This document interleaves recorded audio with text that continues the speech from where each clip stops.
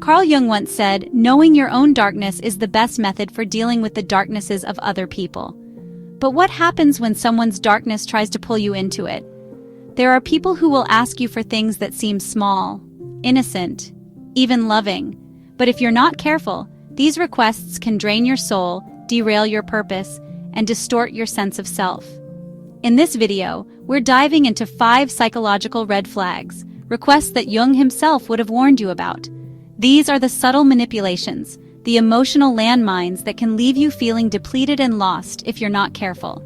If someone asks you for these things, it may be time to walk away. We all want to support the people we care about, don't we? To be that shoulder to cry on, that beacon of strength when life gets tough. But there's a line, my friends, a line between healthy support and emotional quicksand. And when someone asks you to manage their emotional state, to be responsible for their happiness, to tiptoe around their triggers, you've crossed that line. Think about it. Have you ever been told, "Don't make me feel this way," or "You're responsible for my happiness"? In those moments, you're not being asked to be a partner, a friend, or a confidant. You're being asked to be a savior. And that's a role no one can truly fulfill.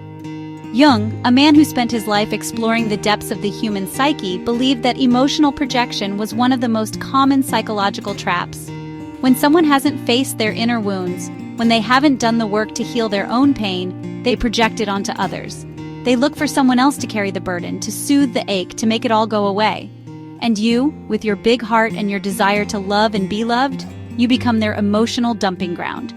You become their therapist, their regulator, their fix. But no matter what you do, it's never enough. Because you are not responsible for healing wounds you didn't create. You are not responsible for someone else's emotional well-being. Remember that, my friends. Write it on your heart.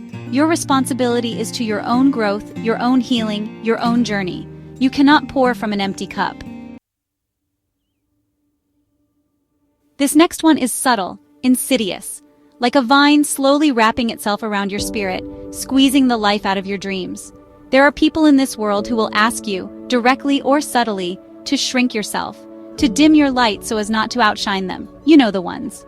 They might say things like, "Don't be so sensitive," or "Don't be too ambitious," masking their own insecurities as casual advice.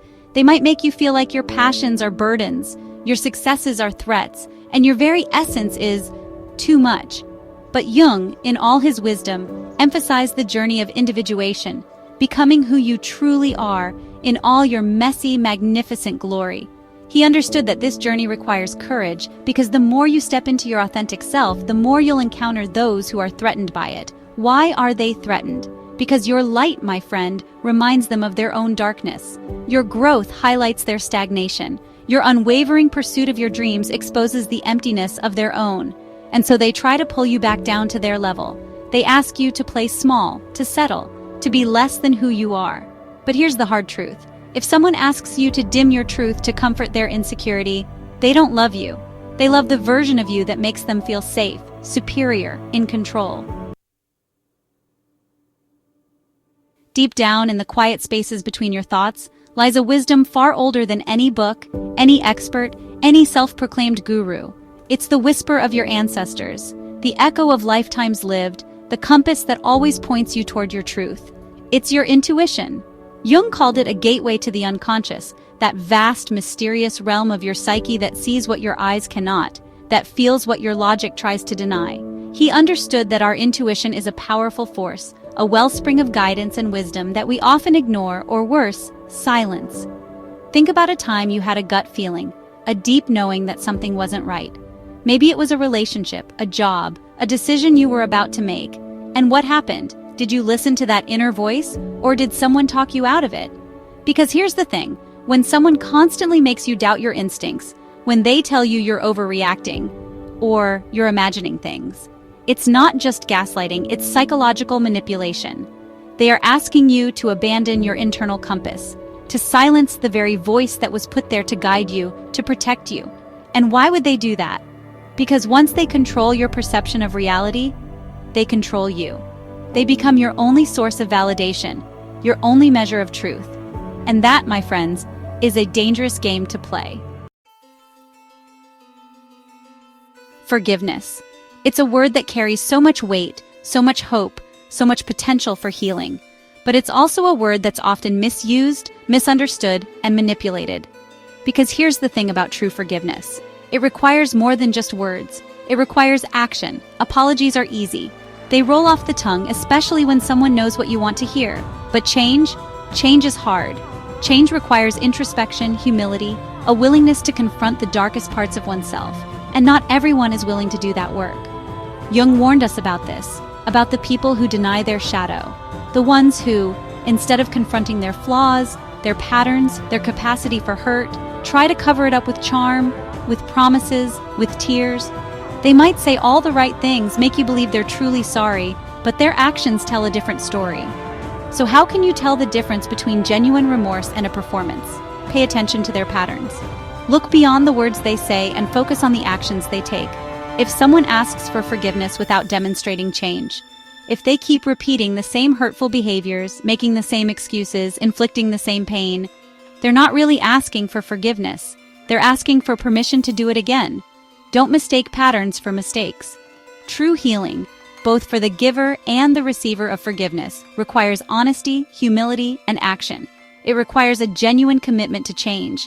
Anything less than that is just a continuation of the same cycle of pain. Have you ever encountered someone who seems perpetually stuck? They're always in crisis, always drowning in drama, always looking for someone to rescue them from themselves. And for some reason, you might find yourself drawn to their chaos, their need, their unyielding dependence on you. There are people in this world who will hand you their chaos, their burdens, their responsibilities, their entire lives, expecting you to solve it, fix it, carry it for them. They might say things like, "Can you just handle this?" Or, "I can't do it without you." And at first it might feel good to be needed, to be the strong one, the capable one, the one who holds it all together. It might even feel romantic. But Jung, a man who dedicated his life to understanding the human psyche, believed that each soul must walk its own path. To carry someone else's life, to shoulder their burdens as if they were your own, is to delay their growth and derail your own. It's a disservice to both parties involved. There's a difference between helping someone and enabling them. Helping is kind. Helping is empowering. Helping says, "I see you, I support you, and I believe in your ability to get through this." Enabling, on the other hand, is toxic. Enabling says, "You're not capable of doing this on your own, so I'll do it for you." If someone you love is constantly asking you to carry what they won't, to clean up their messes, to make excuses for their behavior, to put their needs before your own, that's not love. That's dependency in disguise, and it will drain you, deplete you, and leave you feeling resentful and unfulfilled. Discernment, my friends. That's what it all comes down to. The ability to discern who deserves a seat at your table and who's been trying to rent a room in your mind. It's about recognizing that your energy, your time, your love, they are all precious resources, and you get to choose who you share them with. Walking away from these types of relationships, even if they're disguised as love, is not selfish. It's an act of self-preservation. It's about honoring your own journey, your own growth, your own need for peace and authenticity. So choose wisely who you walk with. Choose those who celebrate your light, not those who try to dim it. Choose those who encourage you to grow, not those who try to keep you small. Choose those who recognize your strength, not those who expect you to carry their burdens. And most importantly, choose yourself. Always choose yourself. In our next video, 5 phrases men say that are red flags. You'll discover when to walk away. Don't forget to like and subscribe.